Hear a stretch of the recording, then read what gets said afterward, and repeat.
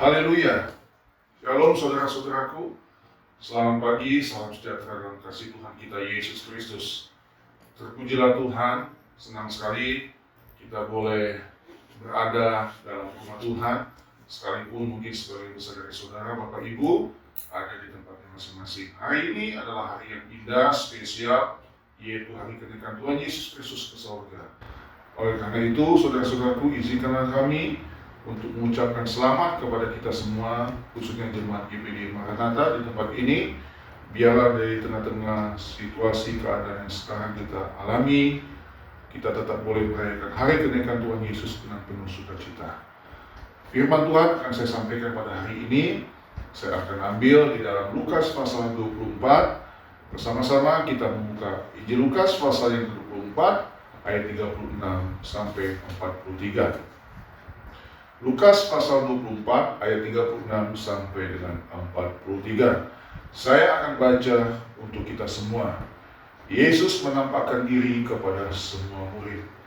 Dan sementara mereka bercakap-cakap tentang hal-hal itu, Yesus tiba-tiba berdiri di tengah-tengah mereka dan berkata kepada mereka, "Damai sejahtera bagi kamu." Mereka terkejut dan takut dan menyangka bahwa mereka melihat hantu. Akan tetapi ia berkata kepada mereka, "Mengapa kamu terkejut dan apa sebabnya timbul keraguan-keraguan di dalam hati kamu? Lihatlah tanganku dan kakiku, aku sendirilah ini. Rabalah aku dan lihatlah, karena hantu tidak ada daging dan tulangnya, seperti yang kamu lihat ada padaku." Sambil berkata demikian, ia memperlihatkan tangan dan kakinya kepada mereka. Dan ketika mereka belum percaya karena girangnya dan masih heran, berkatalah ia kepada mereka, "Adakah padamu makanan di sini?" Lalu mereka memberikan kepadanya sepotong ikan goreng. Ayat 43, ia mengambilnya dan memakannya di depan mata mereka. Puji Tuhan, saudara-saudaraku, hari kenaikan Tuhan Yesus Kristus ini, khotbah yang akan saya sampaikan pada hari ini berjudul Kehadiran Tuhan Mengalahkan Ketakutan. Kehadiran Tuhan mengalahkan ketakutan. Saudara-saudaraku, kita tahu bersama, setelah kebangkitan Tuhan, 40 hari Tuhan Yesus ada berkumpul bersama dengan para murid-muridnya. Dan sebelum Tuhan Yesus berangkat ke surga, dalam kisah ini, dalam kisah Injil Lukas ini, Tuhan hadir dalam persekutuan dengan murid-muridnya dan pengikutnya, saudara-saudaraku. Kita tahu ada satu kisah juga di sana, di dalam Injil Lukas dicatat bahwa Yesus menampakkan diri dan bercakap-cakap dengan 2 orang dari murid-muridnya yang akan pergi ke suatu kampung yang bernama Emmaus. Mereka kecewa. Mereka merasa sudah tidak mampu menghadapi kenyataan bahwa Tuhan mati. Tapi mereka tidak tahu bahwa yang ada di hadapan mereka, yang ada bersama-sama mereka, itu ada Tuhan Yesus. Singkat cerita, kemudian 2 orang ini kemudian berbalik dan kemudian berkumpul bersama-sama dengan Tuhan Yesus. Nah, saudara-saudara, dari Injil Lukas pasal 24 ayat 36 sampai 43 ini, kita akan belajar bagaimana kehadiran Tuhan mengalahkan ketakutan di tengah-tengah ancaman dari kejaran orang-orang yang ingin menculik, ingin menganiaya para pengikut Kristus. Saudara-saudaraku, perhatikan ayat kebenaran firman Tuhan yang akan saya bacakan pada hari ini di dalam Injil Lukas ini, saudara-saudara. Saya akan baca ayat 36 buat kita semua. Dan sementara mereka bercakap-cakap tentang hal-hal itu, Yesus tiba-tiba berdiri di tengah-tengah mereka dan berkata kepada mereka, "Damai sejahtera bagi kamu." Saudaraku, kehadiran Tuhan di tengah-tengah mereka membuat mereka terkejut, kaget. Namun, ada satu perkataan kebenaran di sini yang keluar muncul dari mulut Tuhan Yesus. Dikatakan begini, saudara, "Damai sejahtera bagi kamu." Saudara, kehadiran Tuhan Kehadiran Tuhan ini yang perlu, utama, dan penting dalam hidup setiap orang beriman. Di tengah-tengah keadaan yang sedang kita alami saat ini, saudara-saudara, kehadiran Tuhan jauh lebih kita butuhkan. Bukan berarti kita tidak membutuhkan hal yang lain, saudara-saudara, seperti makan, minum, dan yang lainnya. Tetapi ada satu hal yang tidak boleh kita abaikan dan kita sepelekan. Kita membutuhkan kehadiran Tuhan dalam kehidupan kita. Amin. Sidang jemaat, saudara-saudaraku yang saya kasihi, saudara yang melihat video khotbah ini, inilah yang harus menjadi pusat utama dalam kehidupan kita. Hadirkan Yesus di tengah-tengah kehidupan kita selalu. Maka kita akan lihat bagaimana Tuhan hadir membawa satu hal yang luar biasa. Nanti kita akan lihat apa itu yang dibawa oleh Tuhan.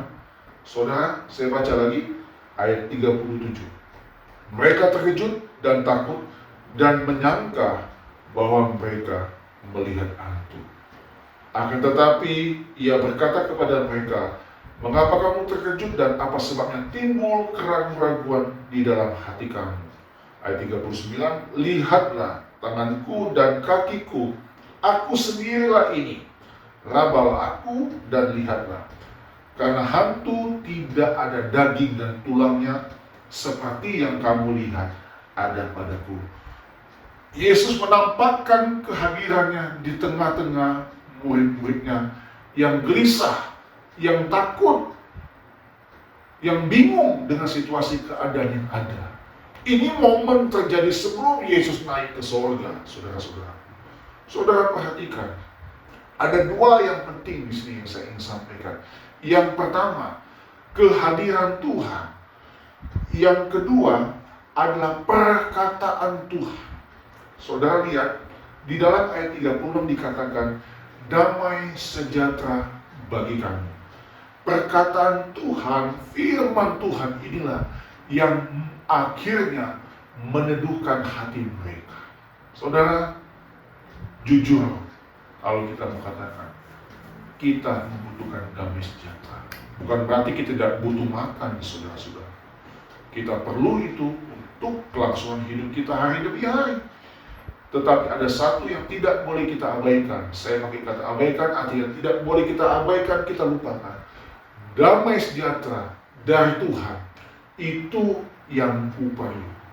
Damai sejahtera, shalom dari Tuhan, itu yang kita butuhkan. Perhatikan ayat 36, damai sejahtera bagi kamu. Saudara, kalau kita menghadirkan Tuhan dalam kehidupan kita, saya percaya setidak-tidaknya saudara-saudaraku, hati yang gelisah, hati yang bingung, hati yang kecewa akan mulai hilang secara perlahan. Kenapa? Karena kehadiran Tuhan itu yang kita butuhkan dalam hidup ini. Kemudian saudara-saudaraku, kehadiran Tuhan membuat satu kekuatan dalam hidup orang percaya. Mengapa saya bilang satu kekuatan, saudaraku? Karena untuk mengalahkan ketakutan, kita harus berani dalam hidup ini. Keberanian yang kita miliki haruslah keberanian di dalam Tuhan. Maka kalau kita membaca di dalam ayat yang ke-37, mereka terkejut dan takut dan menyangka bahwa mereka melihat hantu. Saudara perhatikan, kalau orang bingung, cemas, takut, ya, mereka bisa salah melihat apapun dalam hidup ini, saudara. Bahkan melihat Tuhan pun mereka sangka hantu. Saudara, mari kita mau melihat hari-hari hidup kita dengan tetap selalu memandang kepada Tuhan. Waktu kita memandang Tuhan, maka kita percaya ketakutan kita akan hilang. Amin. Tentunya kita pun hidup harus bertanggung jawab, saudara-saudara. Orang Kristen yang dewasa adalah orang yang selalu menempatkan Tuhan pada porsinya yang benar. Tuhan bukan pembantu kita, saudara. Tuhan bukan satpam kita. Tuhan bukan pesuruh kita, tapi Dia adalah Raja di atas segala raja. Dia harus jadi pusat perhatian kita, pusat penyembahan kita, pusat hidup kita. Waktu hari Minggu yang lalu saya katakan, kita harus mengikuti jejak kehidupan Kristus dalam kehidupan ini. Jangan kita menjadi orang Kristen yang anak-anak. Sedikit-sedikit Tuhan tolong jagain kami, Tuhan tolong sediakan ini. Tidak, saudara. Ada bagian-bagian di mana kita harus bertanggung jawab. Kita melakukan bagian kita sebagai orang percaya. Kita berdoa, kita bekerja, kita melayani. Maka yang lebihnya, di luar batas kemampuan kita, di sanalah Tuhan hadir selalu, menyatakan kasih, kuasa, mujizat, dan berkatnya buat hidup saya dan saudara. Saudara perhatikan, mereka terkejut, mereka menyangka, mereka melihat hantu. Ini perlu kita waspadai, saudara-saudara. Jangan sampai kalau kita sudah hidupnya jauh dari Tuhan, penuh dengan ketakutan, kita tidak bisa lagi melihat kebenaran Tuhan dalam hidup ini, saudara. Mata kita buta sepertinya. Seperti mereka, para murid. Mereka kaget, mereka menyangka melihat hantu. Padahal yang ada di hadapan mereka adalah Tuhan Yesus Kristus. Izinkanlah saya sebagai hamba Tuhan untuk mengatakan bahwa pandanglah selalu Tuhan, kasih, kebenarannya dalam hidup ini. Itulah sebabnya saya tetap mendorong saudara, sekalipun saudara lebih banyak di rumah saat ini. Baca firman Tuhan, saudara-saudara. Kita bisa menemukan Tuhan di sana. Lihat keadaan sekarang. Kita berdoa, kita bersekutu dengan Tuhan, kita menemukan Tuhan di sana. Ulurkan tanganmu kepada orang yang pantas, layak untuk mendapat pertolongan dari kita, maka kita bisa menemukan Tuhan di sana. Saudaraku, yang pertama tadi saya katakan kehadiran Tuhan. Ini yang penting dan perlu dalam hidup kita sebagai orang percaya. Yang kedua, perkataan firman Tuhan harus selalu menggema dalam hati dan kehidupan kita. Tadi saya katakan kepada saudara, selain saudara mendengarkan khotbah ini, saudara juga harus baca kebenaran firman Tuhan. Baca Alkitab, saudara-saudara. Nah, lanjut lagi khotbah pada hari ini di dalam ayat yang ke-38 dan 39. Akan tetapi Yesus berkata kepada mereka, "Mengapa kamu terkejut dan apa sebabnya timbul keraguan-keraguan di dalam hati kamu?" Kemudian Tuhan bilang begini, "Lihatlah tanganku dan kakiku. Aku sendirilah ini. Rabalah aku dan lihatlah. Karena hantu tidak ada daging dan tulangnya, seperti yang kamu lihat ada padaku." Saudara, kita lihat. Tuhan bilang, "Lihatlah tanganku dan kakiku." Saudara perhatikan bahwa Tuhan ingin meminta kepada para murid-Nya untuk melihat tangan dan kaki Tuhan. Karena kita tahu bersama, tangan dan kaki Tuhanlah yang terpaku di atas kayu salib di Bukit Golgota. Tangan itu, kaki itu berlubang, berdarah, saudara-saudara. Tuhan mengajak para murid untuk melihat, "Aku mati untuk kamu, dan aku bangkit untuk kamu semua." Hari ini saya mau katakan kepada saudara, sekalipun Tuhan sudah naik ke surga, tapi bukan berarti Dia tidak hadir di tengah-tengah kita semua. Dia pasti selalu hadir. Amin, saudaraku. Artinya apa? Dengan kita memandang tangan dan kaki Tuhan, kita diingatkan oleh Tuhan untuk memandang pada salib Kristus. Haleluya, saudaraku.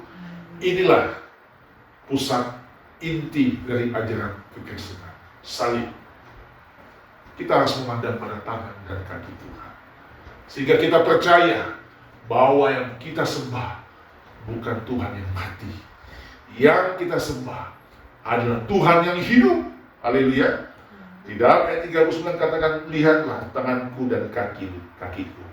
Aku sendirilah ini. Tuhan kata, aku sendirilah ini. Rabalah aku dan lihatlah. Karena hantu tidak ada daging dan tulangnya, seperti yang kamu lihat ada padaku.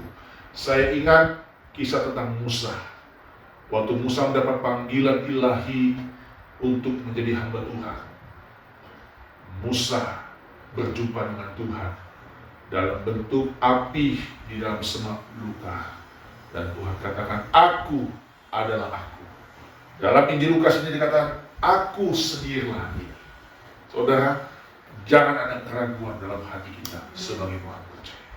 Di tengah-tengah keadaan situasi yang ada saat ini, saudara-saudara, buang itu keraguan. Pandang pada tangan dan kaki Tuhan.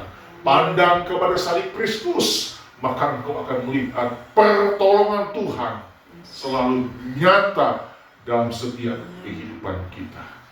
Saudara, ayat 39 menegaskan kepada kita semua bukti bahwa Tuhan Yesus adalah Tuhan yang hidup. Saya baca Yohanes pasal 11 ayat 25.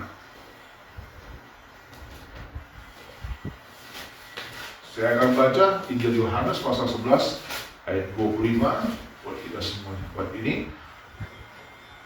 Jawab Yesus, akulah kebangkitan dan hidup. Barang siapa percaya kepadaku, ia akan hidup walaupun ia sudah mati. Saya ulangi, jawab Yesus, akulah kebangkitan dan hidup. Barang siapa percaya kepadaku, ia akan hidup walaupun ia sudah mati. Para murid lupa, Tuhan pernah lakukan mujizat kepada Lazarus. Dia bangkit dari mati. Artinya Tuhan yang kita sembah ada Tuhan yang luar biasa, saudara-saudara. Kalau Tuhan bisa membangkitkan orang mati, artinya dirinya pun sendiri pasti akan bangkit. Dan ini adalah pekerjaan yang luar biasa. Saudara, tidak perlu kamu takut dan gelisah. Firman Tuhan berkata, damai sejahtera bagi kamu. Jangan kamu takut. Kemudian Tuhan bilang, aku itu adalah kehidupan. Aku hidup, aku hadir di tengah-tengah kamu. Saya ingat dalam Yesaya 41 ayat 10 dikatakan begini, saudaraku. Saya akan baca buat kita semua dalam Yesaya pasal yang ke-41. Yesaya 41 ayat 10. Minta tolong Ibu Gembala membacakan Yesaya 41 ayat 10. Yesaya 41 ayat 10. Janganlah takut sebab aku menyertai engkau. Janganlah bimbang sebab aku ini Allahmu. Aku akan meneguhkan, bahkan akan menolong engkau. Aku akan memegang engkau dengan tangan kananku yang membawa kemenangan. Haleluya, saudara-saudara. Untuk mengalami kemenangan dalam hidup ini, kata Yesaya, kita tidak boleh takut. Kita tidak boleh bimbang. Haleluya, saudara-saudaraku. Kita harus percaya bahwa yang bersama kita adalah Tuhan yang hidup dan berkuasa. Saya bisa mengerti kenapa waktu lalu para murid begitu ketakutan, gelisah. Selain karena Tuhan mati, belum bangkit, mereka juga tetap dalam kejaran penguasa pada waktu itu. Karena setelah Tuhan Yesus sebagai guru dan rabi, sebagai pemimpin waktu itu ditangkap, diadili, disalibkan, dan mati, dan dikuburkan, mereka kehilangan pegangan dalam hidup mereka. Namun terpujilah Tuhan, 40 hari sebelum Tuhan Yesus naik ke surga, Tuhan bangkit, mengalahkan maut, kuasa maut. Haleluya, saudaraku. Hari ini, di tengah-tengah keadaan yang ada, kita tetap memandang, melihat tangan dan kaki Tuhan yang penuh dengan bulan yang berdarah. Saudara, apa yang kau alami dalam hidup ini? Apa kegelisahan hatimu saat ini? Dalam khotbah saya terakhir ini, saudaraku, saya selalu berkata kepada saudara, hari sudah menjelang malam. Bersiaplah, berjaga-jagalah dan berdoalah. Tuhan tidak lama lagi akan datang. Tuhan membawa damai sejahtera buat saya dan saudara. Dia membawa keberanian dalam kehidupan saya dan saudara. Itulah sebabnya hari ini tema khotbahnya, kehadiran Tuhan mengalahkan ketakutan.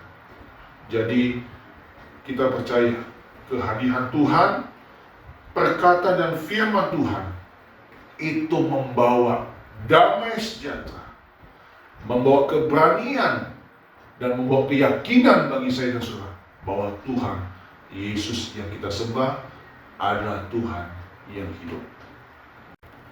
Momen kenaikan Tuhan Yesus ke surga adalah momen yang penting. Mengapa saya katakan momen yang penting, saudara-saudaraku? Karena saatnya saya dan saudara mempersiapkan diri untuk menyambut kedatangan Tuhan kelak yang kedua kali. Dalam perjalanan waktu yang mungkin tidak lama lagi, saudara-saudara, dan pasti akan berakhir. Dalam mempersiapkan kehidupan kelak nanti, maka satu, miliki terus damai sejahtera daripada Tuhan. Yang kedua, jangan terkejut, jangan kaget dengan situasi yang ada saat ini, saudara-saudara. Memang kita harus mulai terbiasa dengan keadaan. Kita tidak pernah bisa berharap situasi itu seperti biasanya atau pakem seperti biasanya. Situasi bisa berubah, saudaraku. Seperti cuaca, seperti waktu, saudara-saudaraku. Ya. Siapa menduga kita sekarang mungkin lebih banyaklah di rumah, seperti anjuran pemerintah juga, saudara-saudara. Kita tidak boleh kaget, terkejut, bahkan kita menyadari, membuka hati kita bahwa inilah kebenaran firman Tuhan semakin digenapi, semakin digenapi. Tapi saya percaya kalau Tuhan hadir, maka ketakutan pasti dikalahkan. Kita buka ayat kita yang terakhir, saudaraku, Filipi 4. Kita buka Filipi pasal 4 ayat 7 sampai dengan 9. Ibu Gembala tolong membacakan. Filipi 4 ayat 7 sampai ayatnya yang ke-9. Damai sejahtera Allah yang melampaui segala akal akan memelihara hati dan pikiranmu dalam Kristus Yesus. Akhirnya, saudara-saudara, semua yang benar, semua yang mulia, semua yang adil, semua yang suci, semua yang manis, semua yang sedap didengar, semua yang disebut kebajikan dan patut dipuji, pikirkanlah semuanya itu. Dan apa yang telah kamu pelajari, dan apa yang telah kamu terima, dan apa yang telah kamu dengar, dan apa yang telah kamu lihat padaku, lakukanlah itu. Maka Allah sumber damai sejahtera akan menyertai kamu. Amin, saudaraku. Haleluya. Allah hadir dalam kehidupan kita. Yesus hadir dalam hidup kita, membawa damai sejahtera. Karena Dia adalah sumber damai sejahtera. Dia berikan, Dia bagikan bagi saya dan saudara. Kita tidak bisa membeli damai sejahtera dari toko, dari swalayan, dari mall. Mereka tidak menjual damai sejahtera. Damai sejahtera hanya bersumber dari Allah yang hidup, yaitu Tuhan Yesus Kristus. Saudara, hadirkan Tuhan terus dalam kehidupan saya dan saudara. Jangan bersungut-sungut, jangan menyerah dalam hidup ini. Tuhan sudah naik ke surga 2000 tahun yang lalu. Tapi kita percaya Tuhan sedang mempersiapkan tempat yang terbaik, yang terindah buat saya dan saudara kelak. Hiduplah selalu dalam kebenaran Tuhan. Kasih Tuhan Allahmu dengan segenap hatimu, dan kasih terus sesama manusia dengan segenap kekuatanmu yang ada. Maka kalau kita percaya, kita dapat lewati hari-hari hidup kita, sekalipun mungkin lebih berat, tapi kita percaya damai sejahtera Allah mengalahkan segala ketakutan. Allah yang ada sumber damai sejahtera pasti akan menyertai kita semua. Terpujilah Tuhan untuk selama-lamanya. Selamat menyambut dan merayakan hari kenaikan Tuhan Yesus Kristus. Tuhan Yesus menolong dan memberkati kita semua. Haleluya. Puji Tuhan.